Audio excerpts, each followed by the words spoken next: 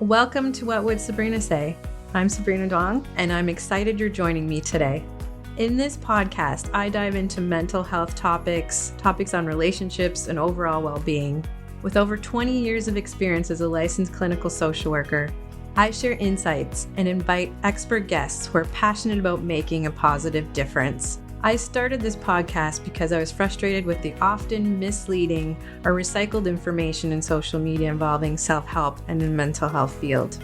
My goal is to provide you with genuine, useful content that's educational and informative. Thanks for tuning in. I hope you find our conversations both enlightening and empowering. I'm glad you're here. Welcome. Thank you. Yeah, I'm a counselor in Mississippi, and I'm trained in emotionally focused therapy, as well as this model called EMDR for trauma. But basically what I do is I primarily see couples and some individuals, but my main kind of focus is to help couples as they go through their relationship. My hope and goal is that they would feel more like who they truly are than less. And so that's what my focus is in work, is helping couples figure that out. So is it more about attachment than it is about communication? Because a lot of times people think, oh, we're just not on the same page. But Yes. a lot of people are saying the same thing. It has to do with trust. You got my back, I got yours. They don't feel that way. So tell me more about EFT. Yes, EFT is an attachment model. And essentially it says we all desire to have a secure attachment. And what that means is a secure attachment is three parts that create it. First, you have a connection with somebody. That just naturally happens. Next, you have disruptions that occur, and those naturally happen too. So you have a connection, a disruption, and the third part is a repair. So whenever you repair from that disruption, it puts you back in a connected state.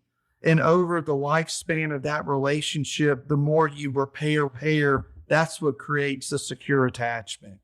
And in the EFT model, you're looking at what happened when a disruption occurred. People switched to a protective state. And so you're helping people understand their pattern and teaching them and modeling how to repair so they could get back to that connected state. But yeah, heavy attachment focus. That's right. 'Cause I think a lot of people worry about conflict in relationships and a lot of arguing. But what you're saying is what's important is that repair work. A lot of times they think there's a pattern of arguing, brushing things under the rug. No one wants to take onus on their part or side, and then things come up again. Yes, when you're connected and then the disruption occurs on an emotional level, it's viewed as a threat. So then when threatened, people protect themselves. So when one spouse moves into a protected state, the other one does too. And then the longer they stay like that, they unintentionally get more and more disconnected and further apart because they don't know how to repair. And not that they don't try to repair, but usually what happens is unintentionally when they go to repair, it actually just adds another layer to the disruption. Sometimes we think we're repairing, but it may actually be adding to the problem or the termination. A typical thing that'll happen is an argument will happen and then the couple won't really revisit it, but they'll say something like, that didn't go great. I'm just not going to talk about that again. That's how we're going to repair. So what they essentially do is they don't ever revisit it. And then they start stacking disruptive events on top of each other because they don't want to make it worse, or when they tried to repair, it got worse. So they'll just get stuck like that. Or sometimes feeling I'm not getting my needs met anyways, so may withdraw. Yeah, a person will only take so many experiences of putting themselves out there and feeling rejected. They only can tolerate that for so long until they just will actually, that's again, switch to protected, basically a survival state. So all this is happening within a relationship. Naturally, the connection and disruption, those happen. So tell me about your own journey into couples counseling. Yeah. So when I was a kid, I was always fascinated with how couples related to each other. And then I noticed as I was just observing that a lot of issues seemed like unnecessary. I said, why, if they were just able to understand each other, some of these things that are happening don't even have to be an issue anymore. I thought about it like necessary suffering versus unnecessary suffering. Like my worldview, basically, I believe that there's just going to be suffering in life, but it's in season of sufferings that sometimes people add unnecessary suffering on top of it. And so I noticed people I saw, they seemed like they were doing that. So then I just started reading a bunch of marriage books when I was like a teenager, because I said, I don't want my marriage to be like that. I didn't think about counseling until I met my wife, and she had been seeing a therapist for several years. We met in Italy. She's from Orlando. I'm from Mississippi. But we were dating, and she asked me if I would go to like pre-engagement counseling to go see a therapist. And I told her, I said, Jamie, I'm from Mississippi. We don't do that. But I ended up going, and it was just a really good experience. That's how I got introduced to the counseling field, was through my wife. And I did not think this would be something I would do.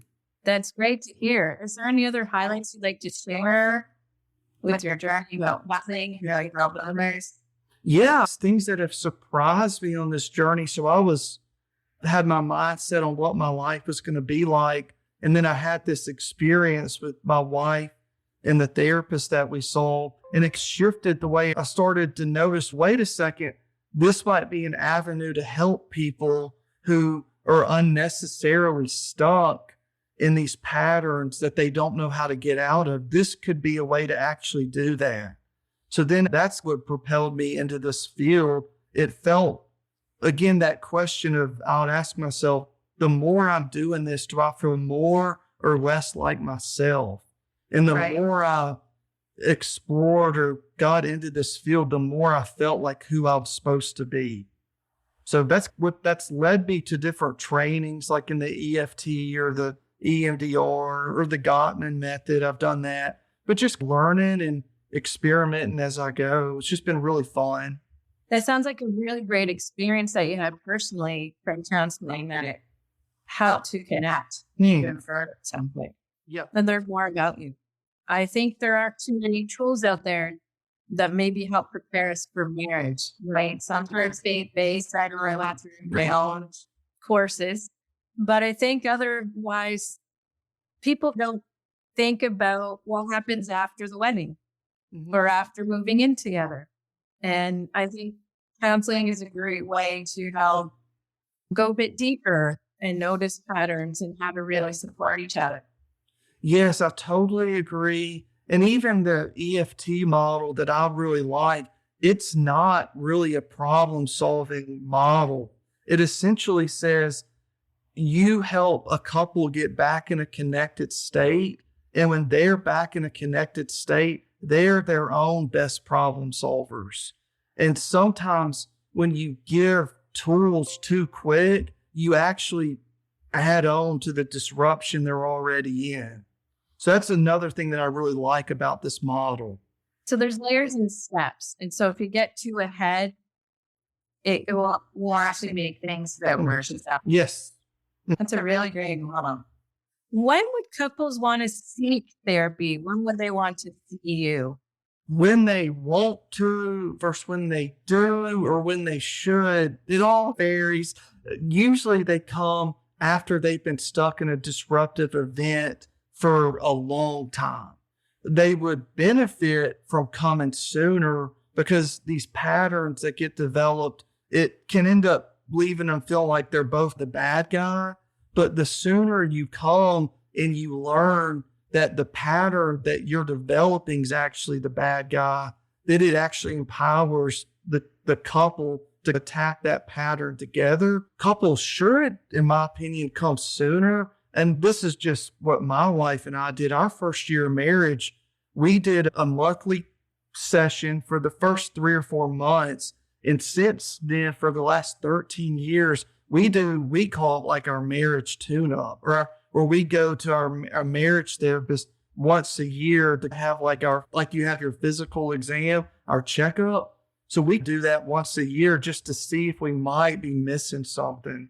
But most often than not, people come after they've been stuck for a pretty good, even years, maybe. I recall the Gottmans talking about this in their research that it's usually 6 years in that couples wait to approach counseling. And sometimes when it's a crisis, like waiting until then. Mm-hmm. Exactly. Well, one person or each person has one foot out the door, which makes it hard to start there.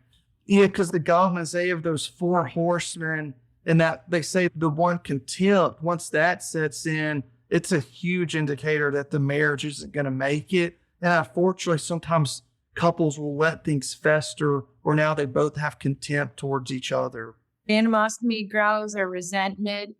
Yeah. That can be really toxic towards a relationship. So what should people look for in a couples therapist? Sometimes people are seeking out counselors. They might use employee assistance programs, their benefit. I find, though, not every counselor might be in that niche for marriage and family therapy, for example. So what would someone need to look for? In my opinion, I would look for someone that we both feel like we connect with, or we feel like, because the marriage therapist's job is to not take sides. So it needs to be someone that both people feel safe with to talk about uncomfortable things.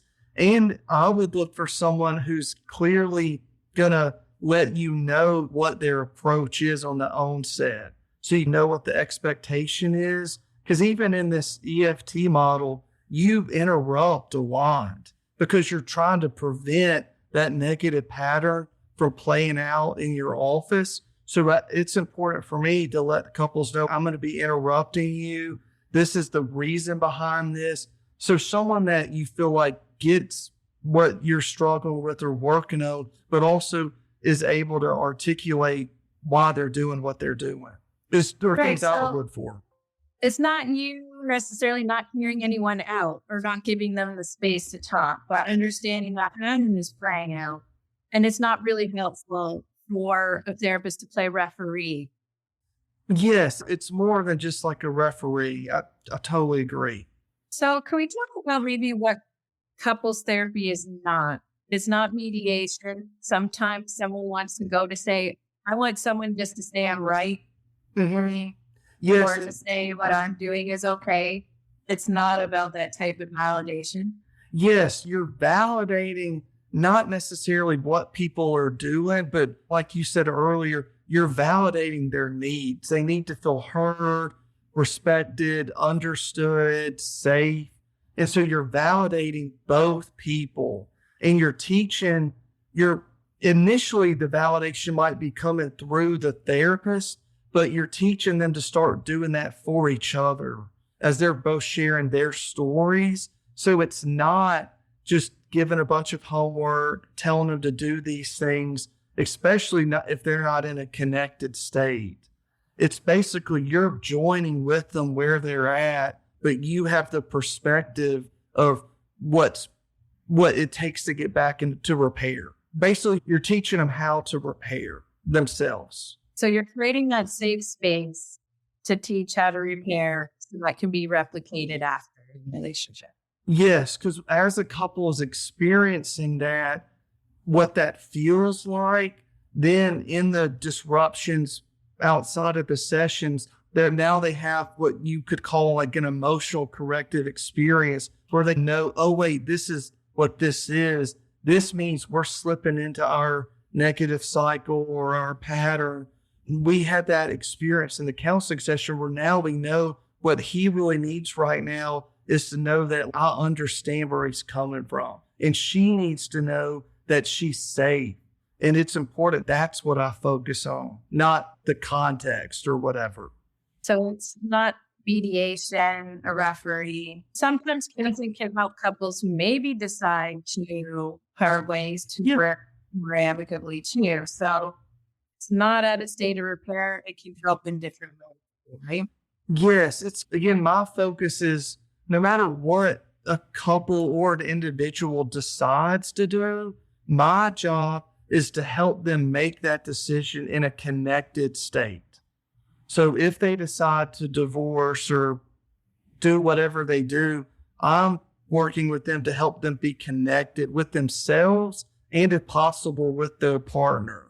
And then from that spot to then make a decision. That's great. Was there anything else about EFT you wanted to add when the benefits to it?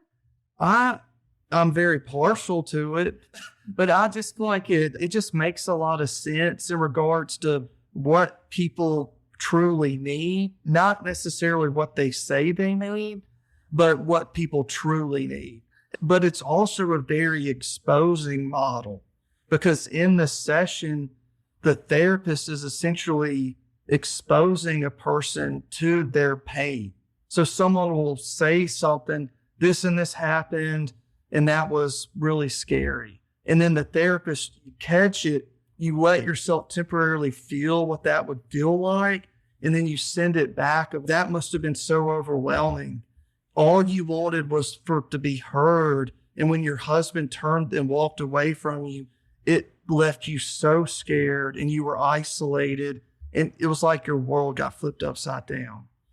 So you're exposing people to the raw emotions, not to get stuck in it, but essentially to, as you're talking like that, it's to helping a person organize their thoughts and feelings so again, they can repair. So with repair, there's an important piece of preparing the other person to hear it. Because I think sometimes that's how you felt. That's yours to own. That's not what I was getting at. So is it a way to really... Yes. What you're doing by validating like that, I don't know if I can do this. So this is what happened, but this is the truth. It's talking in that in between where you're like validating how that person experienced it.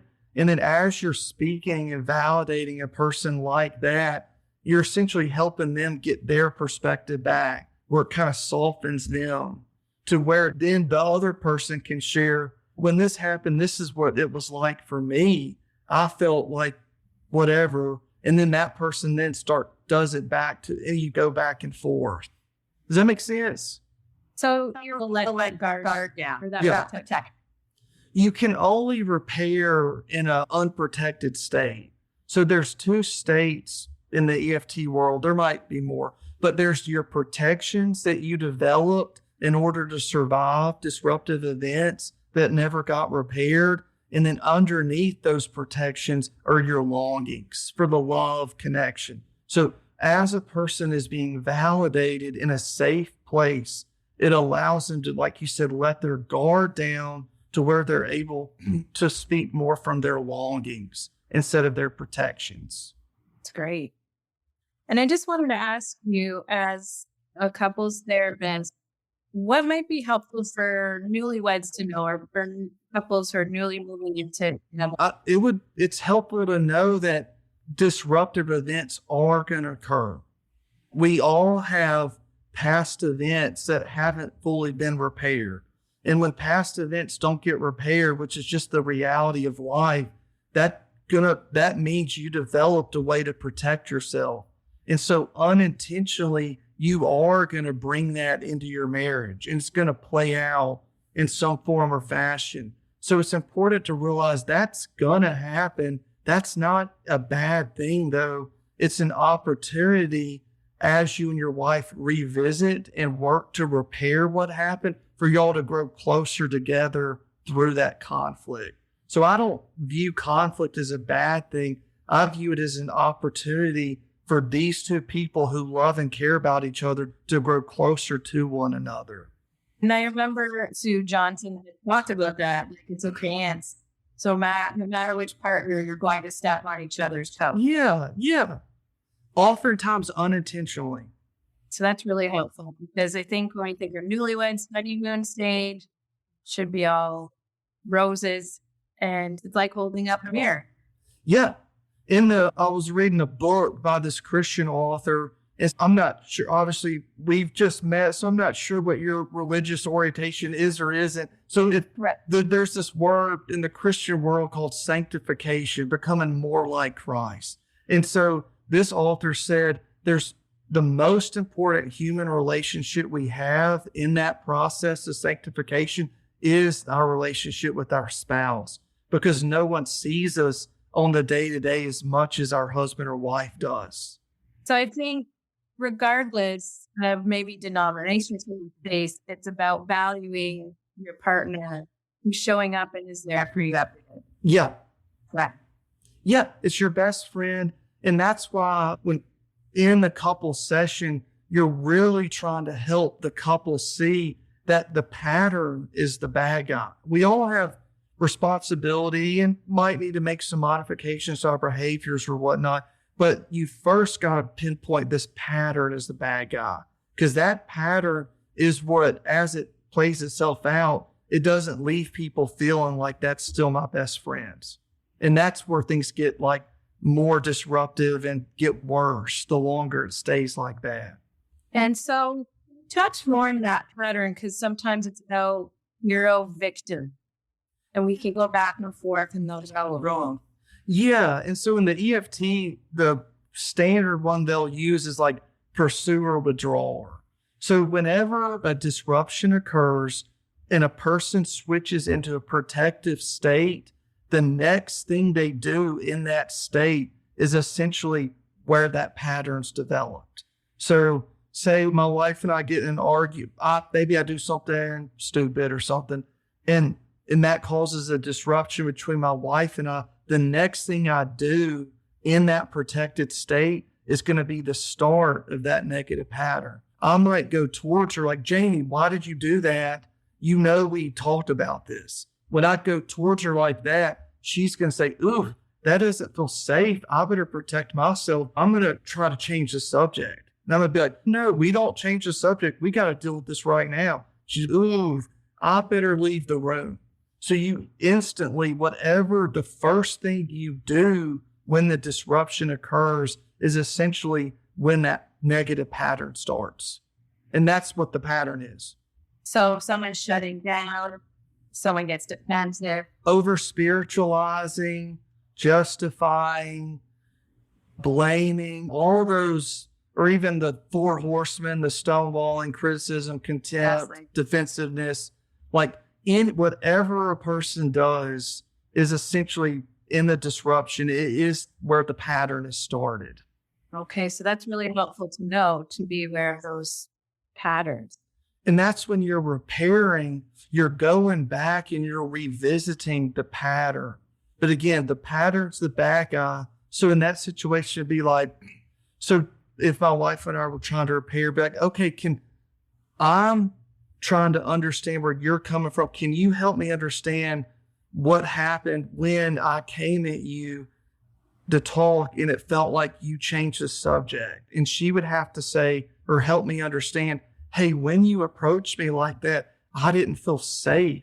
It felt like you were attacking me, but all I was trying to do was protect our relationship. And when you did that, it reminded me of other times in my life where I didn't feel like I was respected.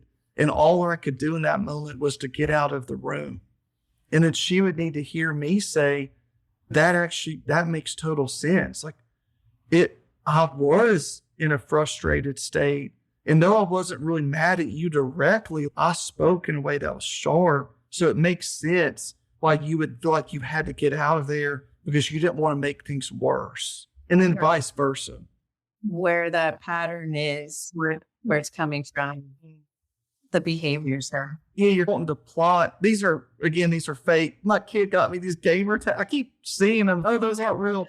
You're wanting to plot out what your pattern is, because you first have to understand what's happening before you can like intentionally go after it. So bringing that to the forefront, that awareness of that pattern, so you could try something differently. Yep. And not blaming the other person or feeling attacked or yeah.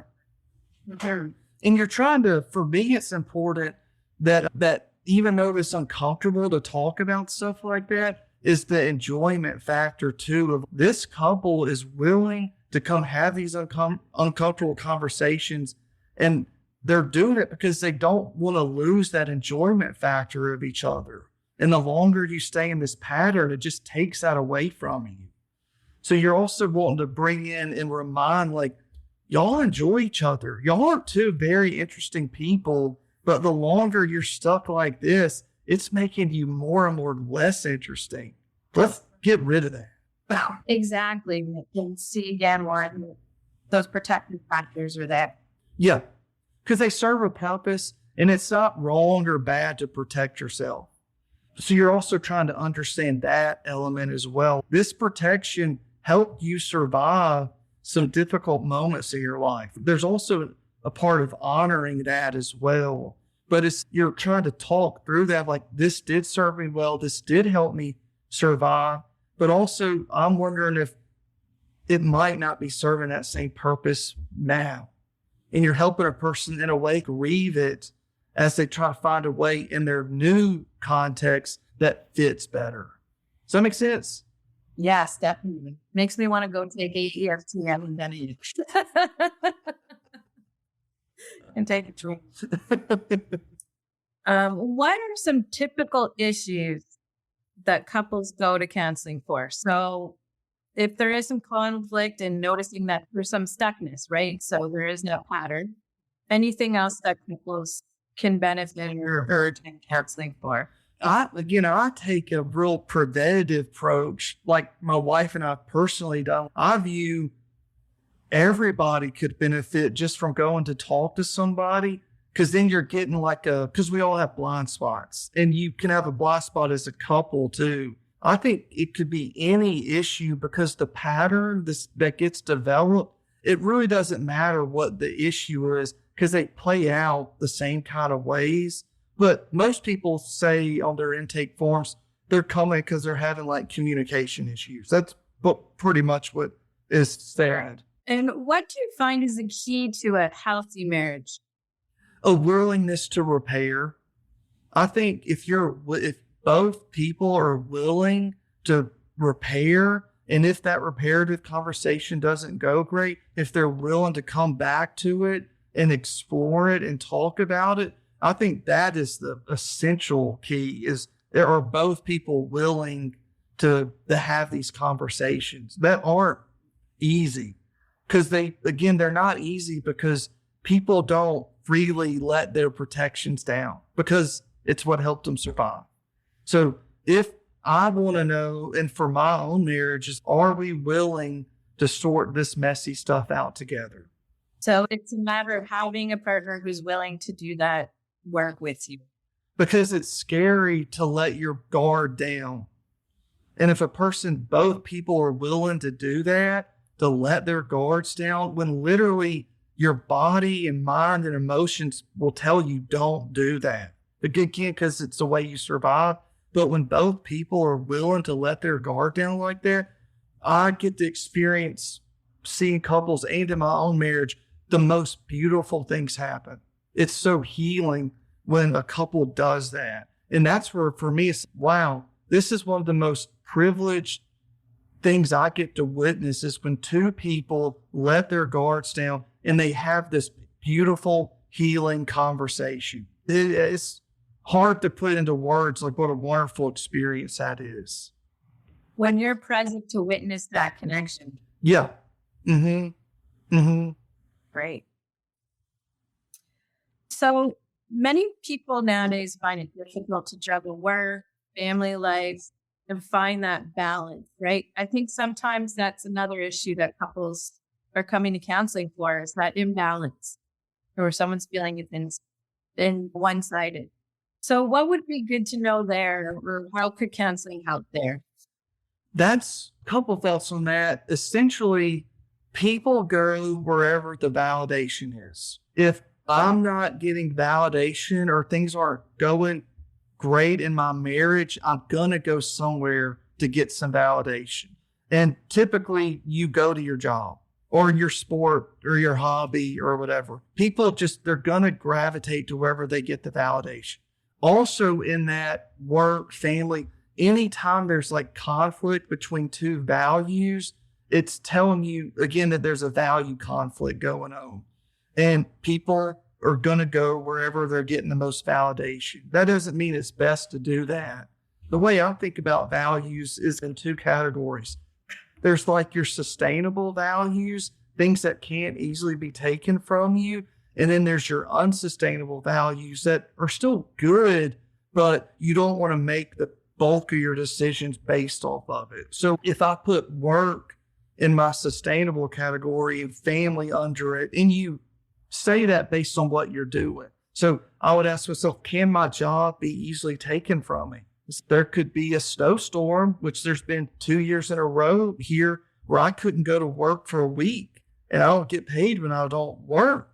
I was like, dang, that could be easily taken from me. I could get sick or I could have a no-show. Like my work could get taken from me really quickly. So it's like, so then is that wise if I make the bulk of my decisions based off of works? No, because that puts me in a really vulnerable position, a protected position, because then I'm constantly going to be anxious because I don't want to lose it or whatever. So it's what if I take family?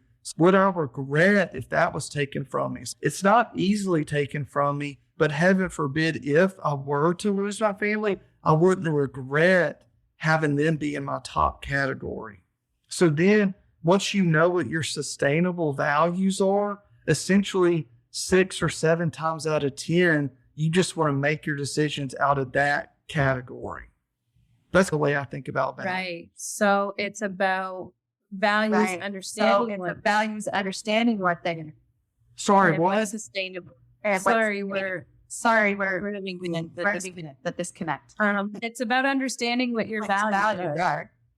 Because I think some that's hard. No. And it's very hard to know when someone's in a disruptive, protective state.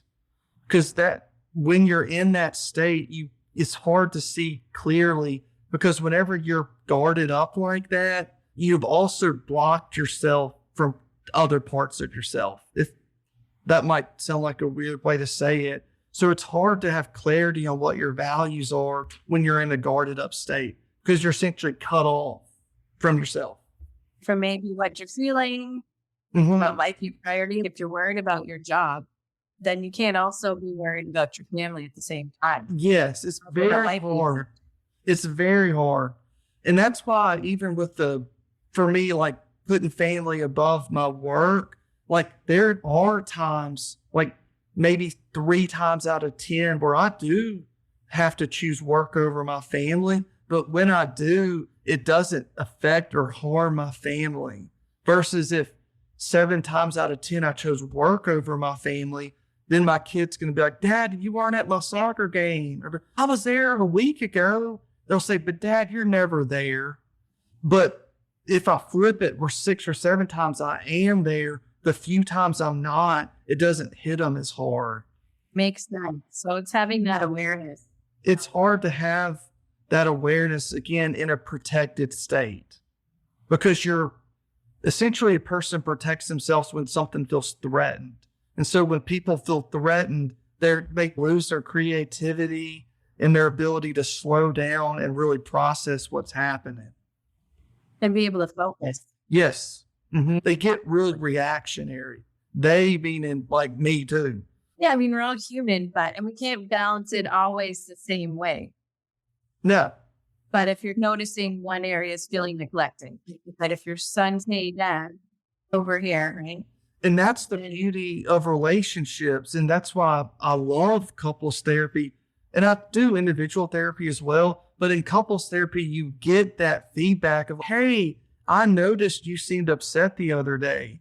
I'm like, my wife and I, our first year of marriage, my wife is very aware. She would say, Tyler, you seem upset.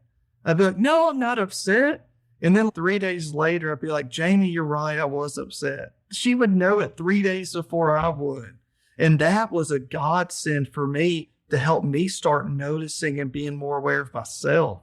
Had Jamie not been in my life, it would have been more difficult for me to be able to catch that stuff. Right around self-awareness. Mm-hmm. That's great. So I enjoyed following you on social media. like I shared, it's bring in this humor. I think when they think of therapists, we're serious. People are coming to us with issues. We like to hear the great stuff, but people are there to share about goals and challenges.